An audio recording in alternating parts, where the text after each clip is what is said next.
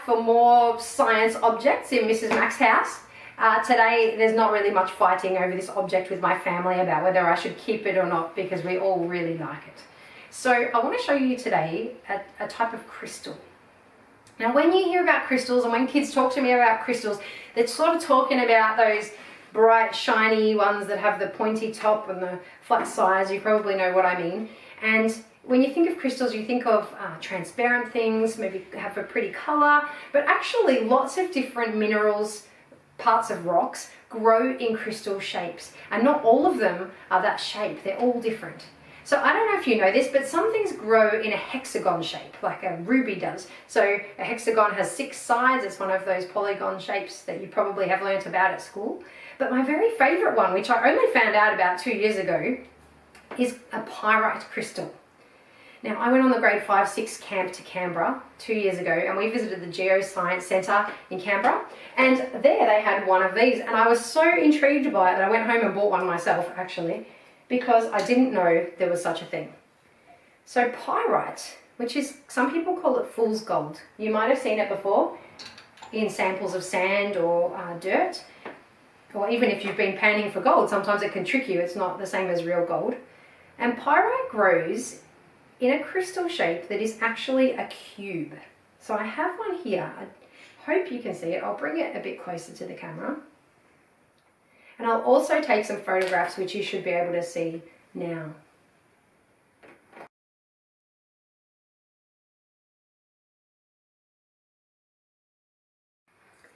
So pyrite is a cube shape, and it looks a bit like someone has taken a mirror, and it's like they've got that mirror and they've just cut all the sides off it and polished it and made it into a beautiful little cube. But actually, this is how it grows in nature.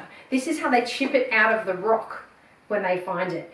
So this one here has a tiny little piece of rock growing out the side, of pyrite growing out the side, sorry. So you can tell that it's not a perfect cube, and I actually bought this one on purpose because I wanted people to be able to see that it is a naturally forming thing with a new pyrite crystal kind of growing out of the top.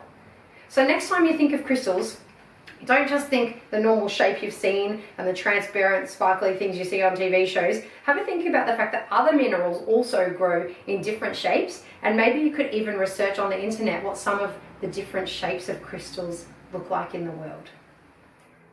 Hello, nice to see you again today. Today is my day off, and what better thing could I do on my day off than use my beautiful microscopes. The biggest problem is choosing which one to use.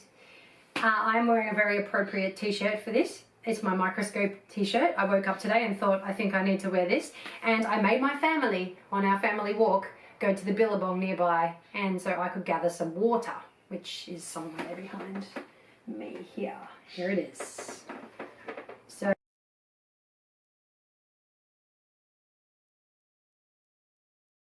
So far I haven't had a look, but I'm imagining that there's probably quite a bit of stuff swimming around inside there. I'll have a look at that later. I'll film it for you and put it on here.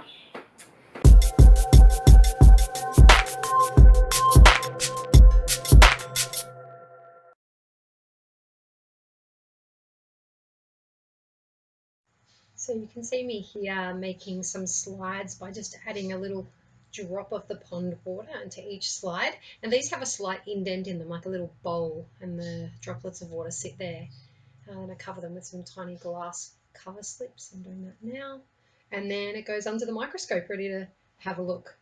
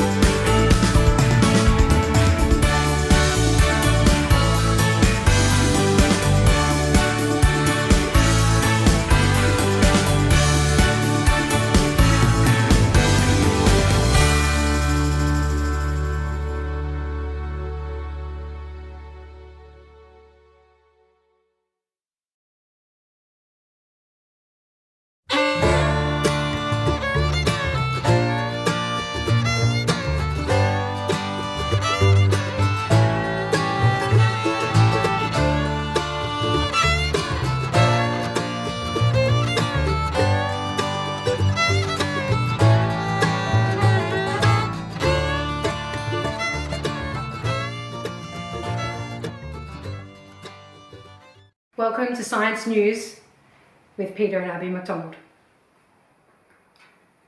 This evening we have 2 more stories for your educational purposes. After we finish this, you are to vote on the most interesting news story of the evening. A Paris zoo has unveiled a new enclosure for a mysterious creature, nicknamed the Blob. It is in fact a type of slime mold which looks like a fungus, acts more like an animal, but is actually in the kingdom known as protists. The Blob has no mouth, no stomach, and no eyes, yet can detect food and digest it. When the slime mold was put in a maze, it took the best way out of the maze to find its food. Although the nickname of the creature in Paris suggests that it is blob-shaped, it sometimes spreads itself out into thin, vein-like threads. At the Paris Zoo, the Blob lives on tree bark in a terrarium, which is a sealed glass container with a humid atmosphere.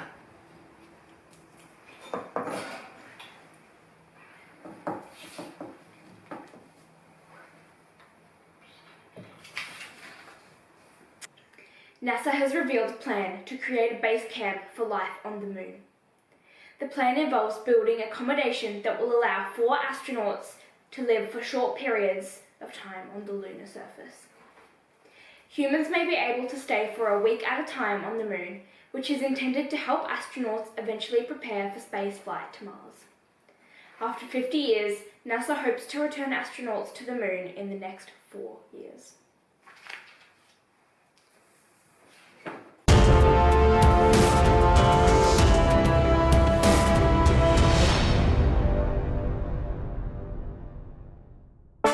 Once upon a time, in a faraway land made of Lego, lived 2 minifigures.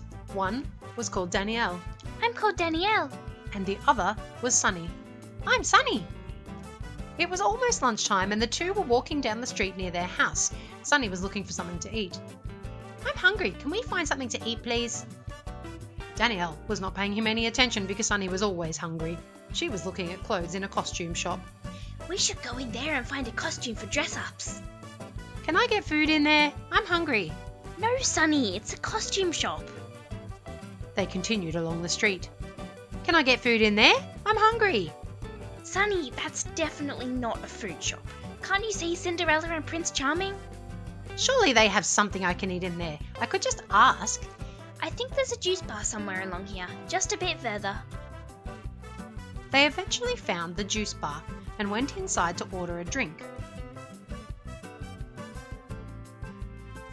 Inside were crates of fresh fruit and vegetables for making juices. Danielle approached the counter and asked the man for a drink. Can we have a fresh juice each, please? Of course. What flavour would you like, mate? We got all flavours of fruit in the crates over there. Pineapple, cherry, banana, tomato, apple, carrot, you name it. Strawberry and watermelon, please. Pretty sure I didn't mention either of them, mate. Oh, Banana, please. me too. The man wrote down their order and asked them to take a seat outside, letting them know that their drinks would only be a minute or 2. Danielle and Sunny made their way outside.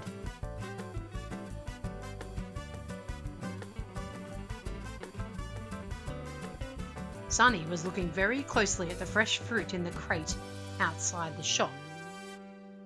Why does my banana at home look so different to these ones? What banana at home? The one in my school bag. What banana in your school bag? The one I left there before the Christmas holidays. I found it the other day. It's all kind of black and fluffy, which doesn't make much sense because it used to be like these ones, you know, yellow and not fluffy.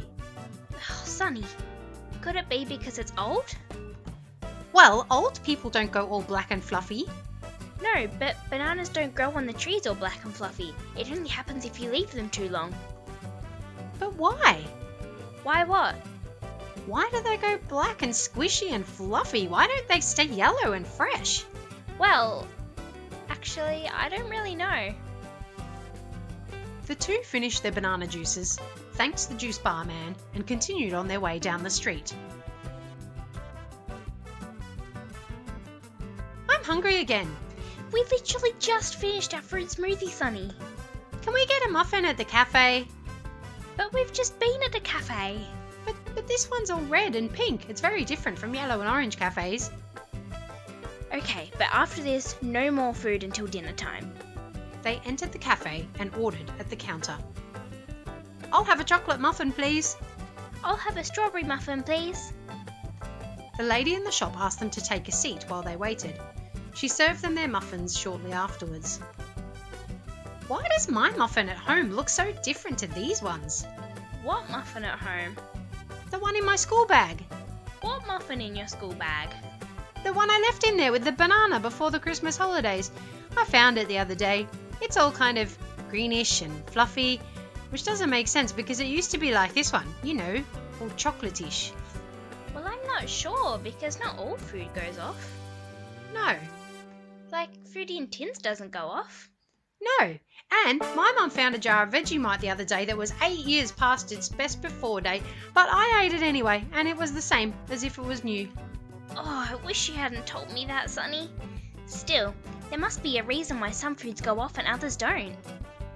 At this point, the two were stumped. They decided to call on the help of their 430 friends at Whitehorse Primary School. Will Danielle and Sunny be able to discover why some foods go off over time? Will their friends at Whitehorse Primary School help them? And what will happen to Sunny's fluffy banana? Find out in next week's episode of Science Adventures in LegoLand.